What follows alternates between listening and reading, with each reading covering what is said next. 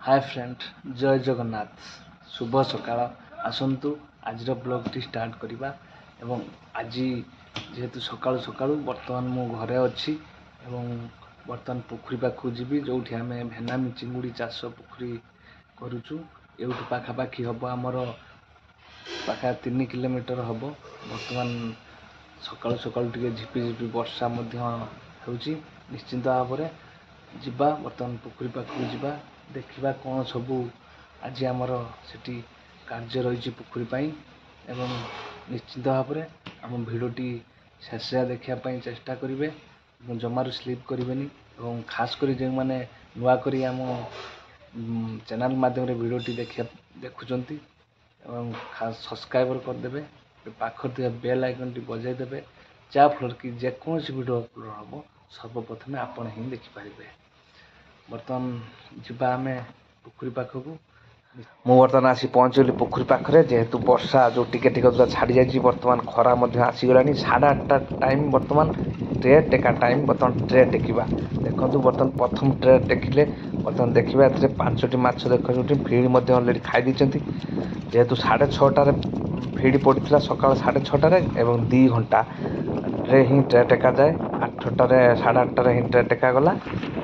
बर्तमान a rate चलो देखु बर्तमान किभली भाव में माछ पाखापाखि 75 दिन जेहेतु क्रॉस करिछि तेणुक माछ 17 ग्राम एभव हे प्रायतः सब पोखर माछ।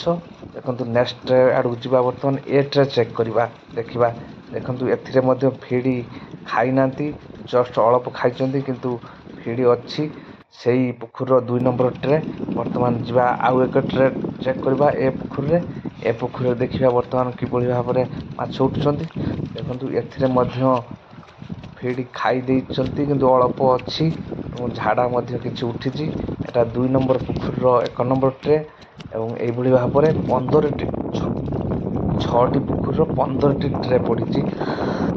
4टा पोखर 2टी ट्रे पड़ी और आ गोटे पोखर 3टी आ गोटे बड़ पोखर 4टी ट्रे पड़ी। यही भाव में ट्रे पका जाए। ट्रे केवल फिड चेकिंग करा जाए नचेत अधिक फिड ही पलैब जहाँफल कि अधिक फिड पलैले लस हबार बहुत संभावना। तेणुक फिड चेक करने बर्तमान ट्रे पका जाए। बर्तमान आसतु ये ट्रे देखा देखु गोटे देशी माछ उठी कटा माछ एवं आउ एक ट्रे आड़क जा जहाँफल कि सब ट्रे रू चेकिंग निश्चित भाव में करा से अनुसार फिड बढ़ा कमा जदि ये ट्रे देखु ये ट्रे माछ 2-3 पीस उठुंट किंतु फिड अच्छी जो भाया फिड खाई से भाया ही बढ़ा फिड नचेत कमा जदि न खाई।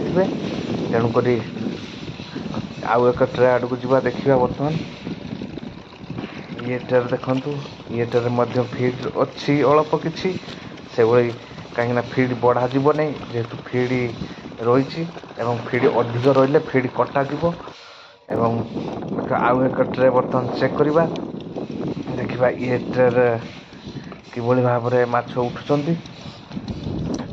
फिड खाई कि नहीं। देखु ए फिड खाई जस्ट 2टा पड़ी फिड। यही भाव में ही पोखरी चाष ट्रे पका जाए एवं ट्रे चेक करा जाए एवं फिड कंट्रोल पाई।